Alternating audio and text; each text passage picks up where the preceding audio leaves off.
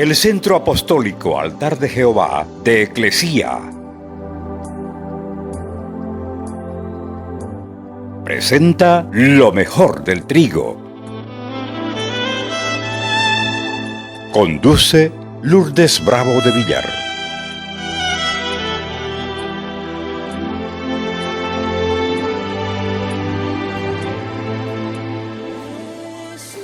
Los mercaderes vendían palomas, corderos, becerros.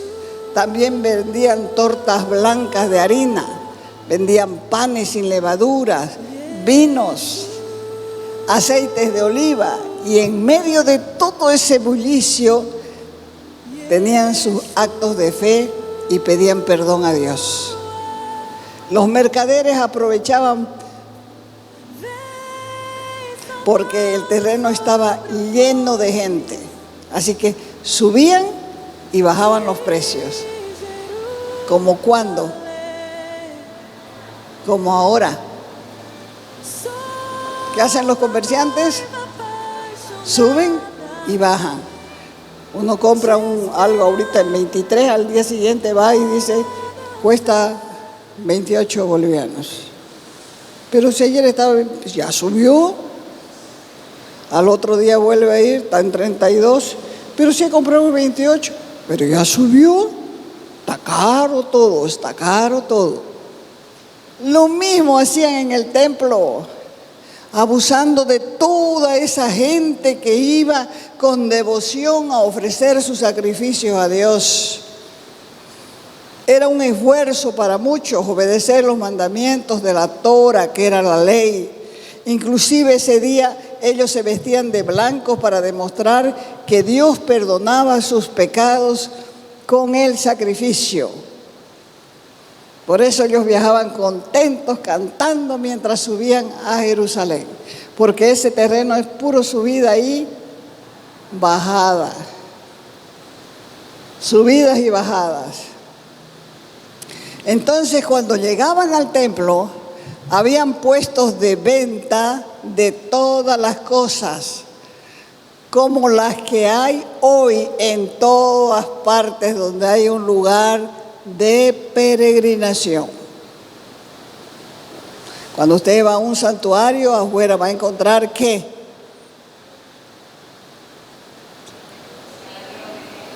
Cruces, rosario, imágenes de yeso, imágenes de palo, imágenes de papel, cuadro, comida, jalea cuando es en cotoca, maceta. Todas esas igual estaban haciendo en el templo. Igualito estaban haciendo en el templo. Dentro de los atrios del templo, esto era afuera, dentro de los atrios del templo había el negocio, el mismo negocio de animales, donde los dueños eran los familiares del sumo sacerdote. Y los inspectores del templo, cuando uno compraba afuera y traía su animal, los inspectores del templo, pagados por el dueño del negocio interno, le decía, este animal no sirve. ¿Pero por qué? Porque aquí tiene esta manchita y qué sé yo, porque los sacrificios tenían que ser de animales de animales perfectos. De animales perfectos. Así que los inspectores rechazaban el animal. ¿Por qué? Porque lo habían comprado afuera. Alegaban que el animal tenía defecto y de esa manera los peregrinos perdían su dinero. Estaban siendo robados. Por eso Jesús se enojó. Tomó unas cuerdas, sacó a los animales, volcó las mesas de los cambistas, botó las jaulas de las palomas y gritó: la casa de mi Padre es casa de oración para todas las naciones y ustedes las han convertido en cueva de ladrones. El cristianismo no es solamente ser amables, no es abrazarnos y darnos besitos, no es aguantarnos solamente. Debemos amar de verdad a las personas, pero también debemos guardar la santidad de la casa, porque si amas a Dios vas a odiar el pecado. Y si amas a la gente, vas a odiar la injusticia también. ¿Cuántos han escuchado estas palabras que dice, Dios aborrece el pecado, pero ama al pecador? ¿Cuántos lo han escuchado? Levanten su mano. Todos lo hemos escuchado. ¿Y saben qué? Las hemos repetido como loros.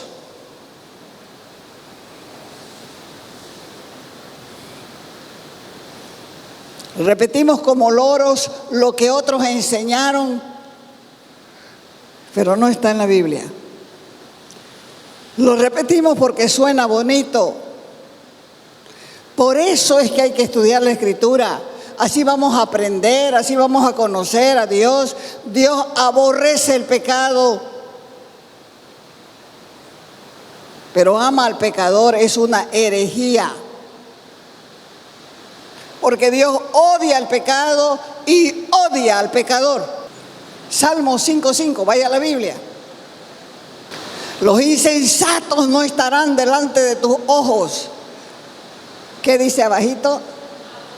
Más fuerte. Más fuerte. Aborreces a todos los que hacen iniquidad. Qué diferente, ¿no? No dice que Dios aborrece la iniquidad, sino que Dios aborrece, odia, detesta a todos los que hacen iniquidad. Entonces decir Dios aborrece el pecado y ama al pecador es una ¿qué? Herejía. La mayoría de las personas cuando hablan de Dios creen en Él como Diosito. Diosito. Dios es el que da vida y el que mata. ¿No lo entienden? ¿Quién da vida? Dios. ¿Y quién mata? Dios. Dios es el que da vida y Dios es el que mata. Dios es el que salva y es el que juzga. Dios es el que ama y es el que aborrece el mal en cualquiera de sus formas, porque Él es Dios. Por eso ya hemos visto cómo Él se enojó en el templo. Estaba enfurecido con la falta de respeto a su Padre Dios y a su casa, que fue creada como casa de oración para todas las naciones. Cuando usted llegue aquí, déjese de conversar. Si quiere conversar, quédese afuera. Entre aquí adentro con reverencia. Entre aquí adentro con respeto. Arrepiéntase de todo lo que hace allá afuera.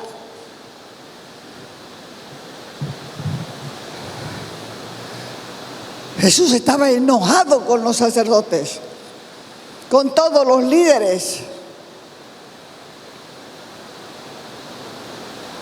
Si Dios llegara a algunas iglesias hoy, ¿qué haría? ¿Qué haría? Lo mismo, porque los líderes andan buscando y rebuscando cómo entretener al pueblo de Dios. Así que Dios se enojará porque su casa, dijo Él, será llamada casa de oración para todas las naciones. A veces entran los matrimonios allá en la puerta, pelean unos acá y otros acá. Y no se han arrepentido. Y esta es casa de oración para todas las naciones. Hay una demanda de Dios para todas las iglesias que crían cristianos light. ¿Y saben lo más triste? Es que Dios les cobrará cada vida que pasa o pasó por su iglesia. Entonces, ¿qué somos? ¿Cueva de ladrones o casa de oración? No te olvides. No entres aquí enojada. Arrepentite antes de entrar. No estés trompuda ni enojada antes de orar. Arrepentite antes de orar, porque tu oración no la escucha Dios. No la escucha. Mejor es ir con sinceridad y decirle: estoy enojado por esto. No sé si es mi culpa o no es mi culpa, pero siento un malestar aquí adentro que ni yo mismo lo aguanto, Señor. Lávame con tu sangre. Les he dicho 100,000 veces que tienen que ser sinceros con Dios, porque Dios lo sabe todo. ¿Qué sabe Dios? ¿Qué sabe Dios?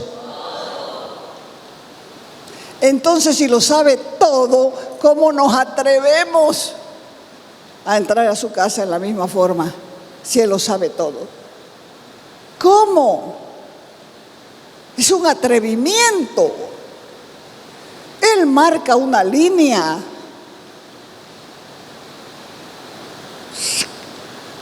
Por eso agarró su látigo y sacó a los que estaban vendiendo dentro del templo, dañando el negocio de la familia del sumo sacerdote, peleándose entre ellos, entre los líderes y entre el pueblo.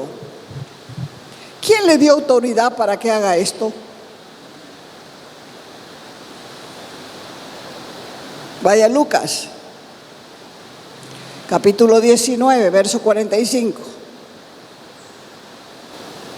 Entrando en el templo, comenzó a echar fuera a todos los que vendían y compraban en él. Verso 46. Porque escrito está, gritó: mi casa es casa de oración, pero ustedes la han convertido en cueva de ladrones. Y enseñaba cada día en el templo, pero los principales sacerdotes, una autoridad, los escribas, la segunda autoridad, y los altos dignatarios, la tercera autoridad, que eran los líderes del pueblo, procuraban matarlo. 48. Pero no hallaban nada que pudieran hacerle, porque todo el pueblo estaba pendiente de sus palabras. En Jeremías, en Isaías, dice la Escritura: mi casa es casa de oración para todas las naciones. No era casa de ladrones. Ustedes la hicieron guarida de delincuentes, guarida de estafadores, ladrones, rateros. Mi casa es llamada casa de oración. Se aprovechan de mi pueblo. Y continúan diciendo: enseñaba cada día en el templo, pero las autoridades, los sacerdotes, los escribas y los altos dignatarios, que eran los líderes del pueblo, procuraban matarlo. ¿Cuántas veces no ha llegado aquí gente con su botella de agua? ¿Lo han visto algunos, no es cierto? Porque teníamos aquí al frente una iglesia que se llamaba Pare de Sufrir. Y como todo mundo quiere parar de sufrir, ¿hay alguien que quiere seguir sufriendo? Nadie, ¿no es cierto? Deje de pecar. Lea el libro de Job, donde dice que si usted endereza sus caminos, va a venir la prosperidad en su vida. Ellos llegaban porque les decían que para entrar a la iglesia tenían que llegar primero con su botella de agua. Después ya le vendían un pedacito de la cruz de Cristo, una rosa, qué sé yo, las cosas que hacen normalmente los de Pare de Sufrir. Hay tanta manipulación hoy en la iglesia ¿Y usted cree que esa gente que está ahí está enojada? No, está contenta. Está contenta. La gente se enoja cuando se le dice la verdad. Estás gorda. Yo. Y ya está más ancha que este púlpito y se enoja. Yo. Deja de comer. Pero si como así. Así comí, vos me viste. Así. Así, así, así. ¿Cuándo se enoja la gente? Cuando se le dice la verdad. Estás viejo. Yo. ¡Oh!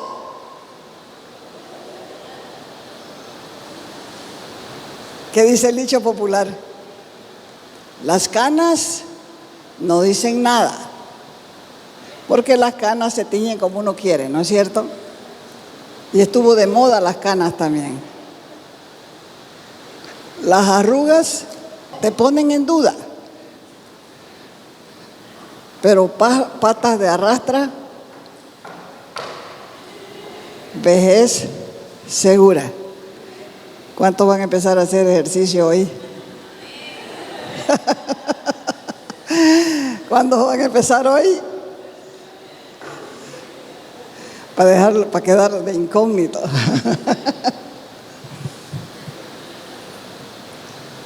Entonces, o eres lo uno o eres lo otro. O eres una casa de oración porque vos sos la casa de Dios. O eres una casa de ladrón o eres la casa de Dios. ¿Qué eres? ¿Eres una casa de oración o eres una casa de ladrón?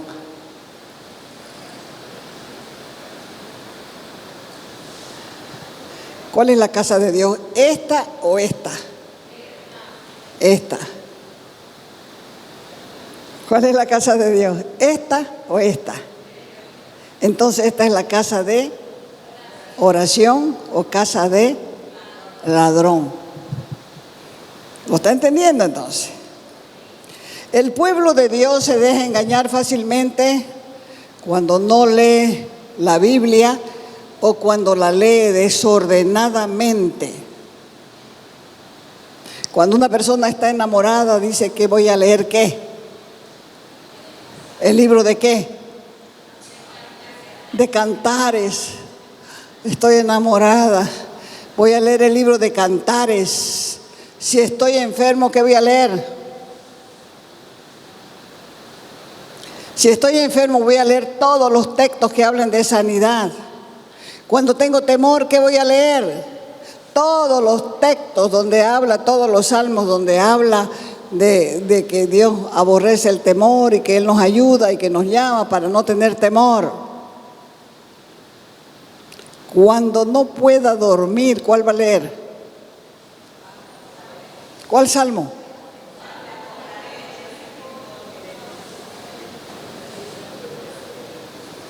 Cualquiera va a leer. ¿Sabe por qué? Porque como usted no lee nunca, va a leer 2 minutos y se va a dormir. Cualquiera le sirve. Por eso la mayoría dicen que conocen a Cristo, pero en realidad no lo conocen. Romanos 15:4. Las cosas que se escribieron antes, para nuestra enseñanza se escribieron. ¿A fin de qué? A fin de que por la paciencia y la consolación de las Escrituras tengamos esperanza. ¿Esperanza de qué? De no cometer los mismos errores o pecados que cometieron nuestros antepasados. No los israelitas, nuestras familias. Abuelo borracho, padre borracho, hijo borracho, nieto borracho. Para no cometer los mismos errores o pecados que cometieron nuestros antepasados. ¿Por qué? Porque el diablo va a venir a la misma edad que vino a tentar a tu padre para que se haga un borrachito. A la misma edad.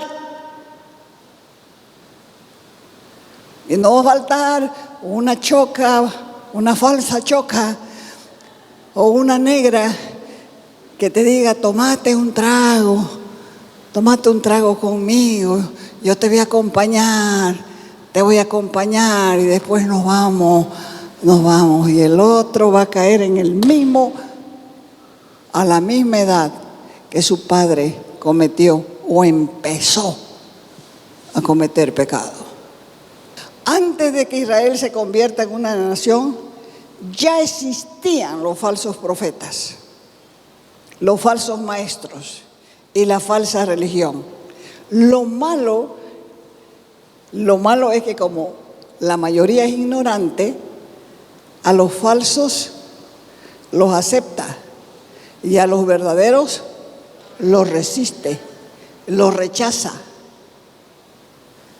La escritura que te sacude, la escritura que te enoja, la escritura que te avergüenza, la escritura que te parte el alma, esa es palabra de Dios.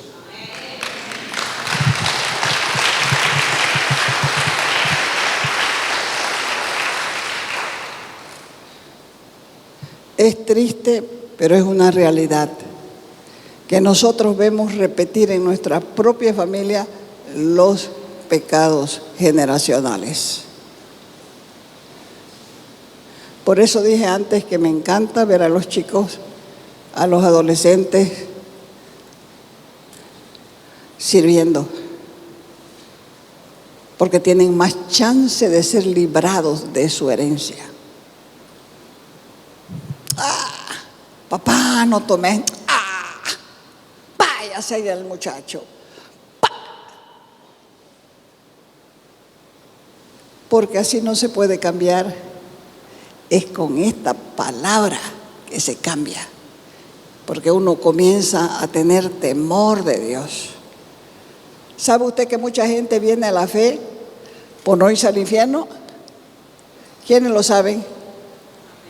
Quizás alguno haya sentadito aquí que haya venido a la fe por no irse al infierno, pero yo quiero decirle que está equivocado. Sigue camino al infierno. Porque nosotros tenemos que venir a la fe por amor a aquel que nos amó primero y entregó su vida por cada uno de nosotros. Así que si usted viene aquí por no irse al infierno, usted está camino al infierno. Se lo aseguro. Venga por Cristo. Reconozca lo que Cristo hizo en la cruz.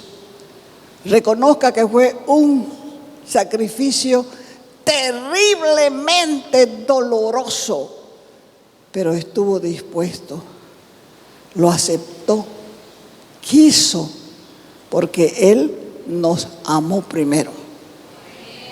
Si usted lo entiende eso, usted va a tener un corazón agradecido para Dios. Porque antes sí estaba de ida al infierno, pero Él dijo, no quiero que terminen allá. No quiero, Padre, he venido para hacer tu voluntad. Y se entregó. Y se entregó. Esas madres que dicen, ay Señor, ya no quiero que mi hijo sufra. Aquí pasame su dolor. Cuando comienzan a sentir el dolor del otro, comienzan a gritar. Es mentira. Duele, pero es mentira que quieran sustituir el dolor de otro.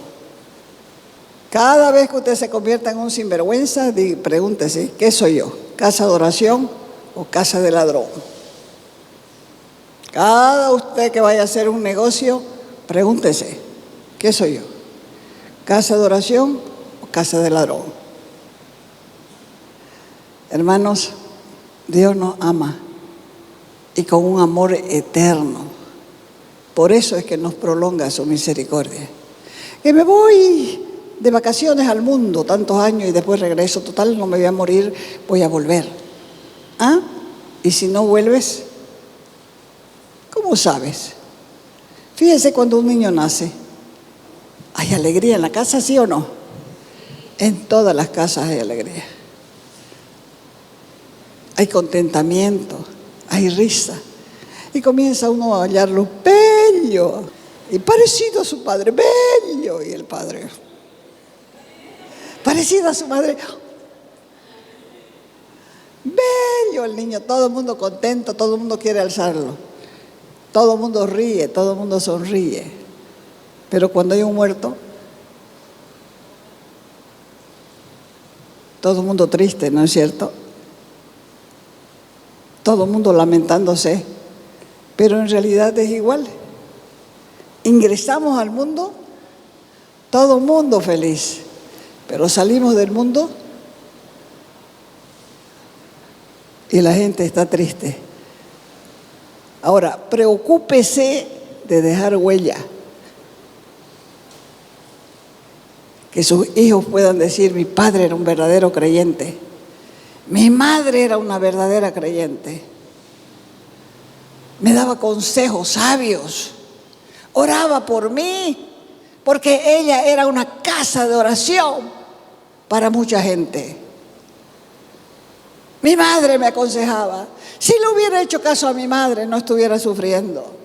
Si le hubiera hecho caso a mi padre, mi vida fuera mejor. Somos responsables. Mucha gente, cuando ya no están sus madres intercesoras, no digo sus padres porque son minoría, pero cuando ya no están sus madres intercesoras, lloran y dicen: ¿cómo no le hice caso a mi madre? ¿Cómo no le hice caso? Me hubiera ido mejor en la vida.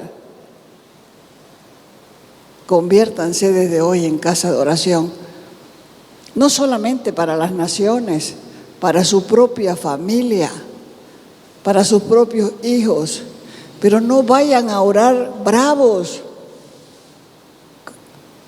Confiesen sus pecados. Si Dios lo sabe todo, ¿acaso podemos ocultarles nuestras peleas allá en la casa o en el trabajo? ¿Acaso vamos a ocultarles si lo sabe todo? Seamos sinceros y vengamos a Él y digámosle: estoy bravo, Dios. Tengo que orar y siento aquí así de bravo.